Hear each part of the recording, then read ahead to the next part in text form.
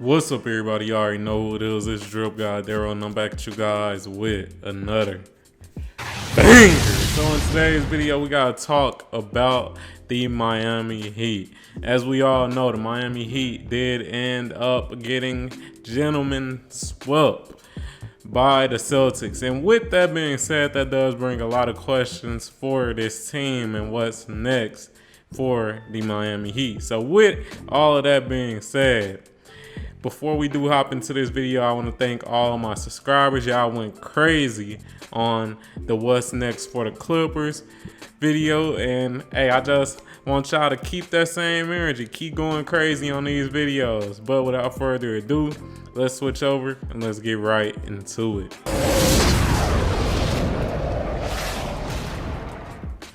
All right, so as I was saying before, man, when it comes to this Miami Heat team, this is a team that has always been fairly competitive. They've always been a sleeper team, but overall, they've always been a team that has never really had that true star power, in my honest opinion, when it comes to the Jimmy Butler era of the Miami Heat.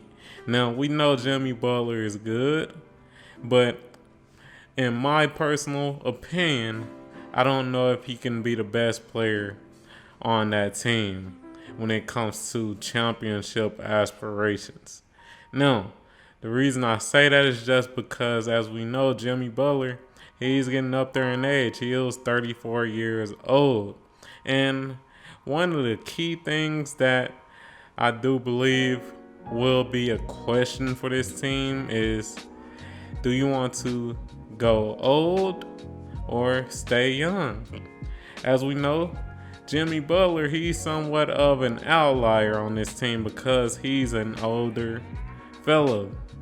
You know, this team, they have a couple of vets such as Kevin Love, Jimmy Butler, but for the most part, most of their talent resides with the younger players, the Tyler Herros, the Bam Adebayos of the team. And I think that's a question that you really need to ask yourself if you are the Miami Heat GM. Do I just, put everything towards rebuilding and go young?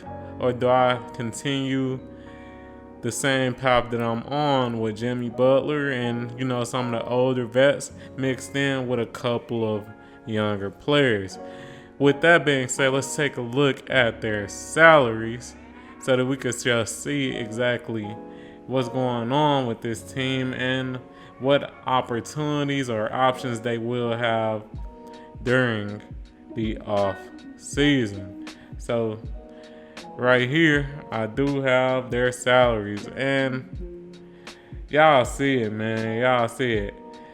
Shout out to hoopshype.com. And y'all see that they do have the 7th highest payroll in the 2023-2024 season. And I'll say that's one of the biggest problems I see with this team. They have a super high payroll, but they're not necessarily seeing the results for the amount of money that they're spending on their players. Now, y'all see the different key options. You got light blue is player option, red is team option, green is qualifying offer, and purple as two-way contracts. So let's take a look at these contracts to see what options they really have during the offseason. So we can see right here, Jimmy Butler, he is signed for the next 2 years, and he's making a lot of money, man, almost $50,000 pretty much for the next, not 50,000, but $50 million for the next 2 years. So, that's pretty much around 1/3 of their expenses right there. You also have Bam Adebayo and Tyler Herro locked in. Those are reasonable prices for them. I think they're well warranted, to be honest. Tyler Herro, he had a pretty solid playoffs. And Bam Adebayo, same with him, he had a pretty solid playoffs. And let's keep it real, those two players are the players that you're putting your future into for the most part. They're the youngest and they have the most potential as well. So I completely understand them locking those two players up. Now, a question mark would be Tyler Rozier.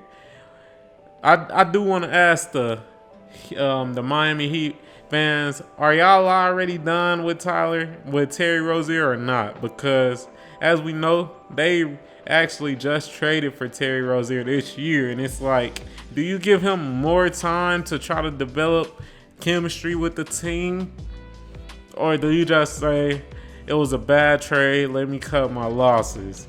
Me personally, I don't really know. I think you'd have to, give him a little bit of the benefit of doubt and just wait and see what he does in this upcoming year. But hey, man, I don't know. I think you may could do a little better than Terry Rozier, but who knows? Like I said, it's kind of up in the air right now. Duncan Robinson, he locked in for $20 million next year, pretty much, and he had a good season this year. I can't really knock him. He had a good season, $20 million for him. I mean, it's okay. It's okay. I ain't gonna say it's a horrible contract just because of how well he played this year, but it's an alright contract. Other than that, let's scroll down some more and see what we got here, man.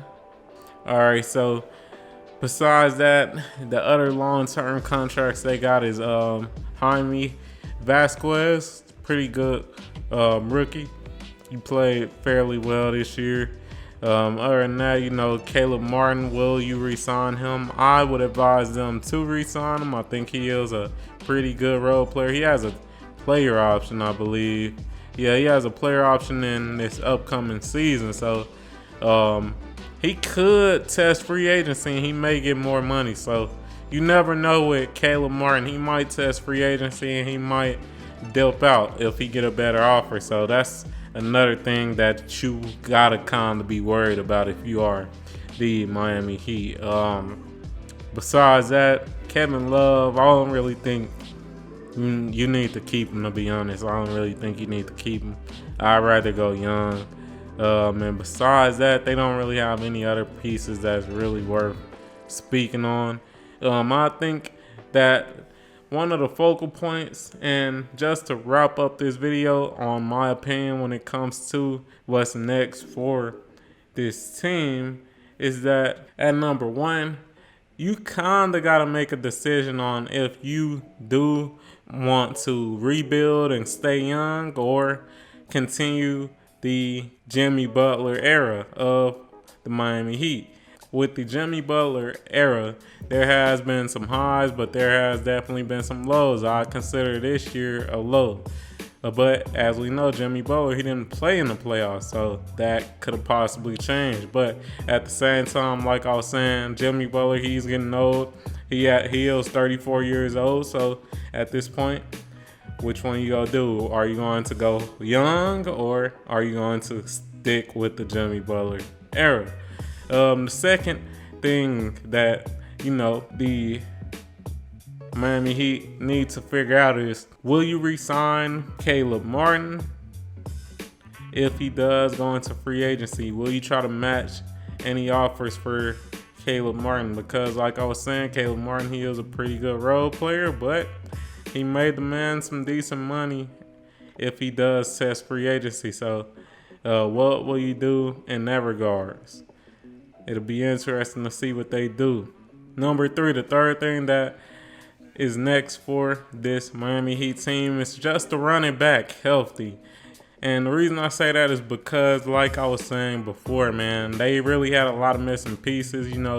Terry Rozier, he was injured for some time during this season. Jimmy Butler was injured during the playoffs. So they didn't necessarily have a good run overall. So I'd say, running back next season, a full healthy year if you could get one, with all the players, see how Terry Rozier meshes with the team to know if he's worth sticking on the team or not. You hope you have a healthy season with all the stars, be it Jimmy Butler, Tyler Hero, and also Bam Adebayo. And, you just run it back that way because, for the most part, they do have a lot of their key pieces locked in for the next 2 to 3 years. So it's not too much that you could really do when it comes to this team. But hey, That's my thoughts on this Miami Heat team. If you enjoyed the video, you already know what to do. Like the video, comment on the video, subscribe to the motherfucking channel, turn on notifications and all that good stuff, and I'm out.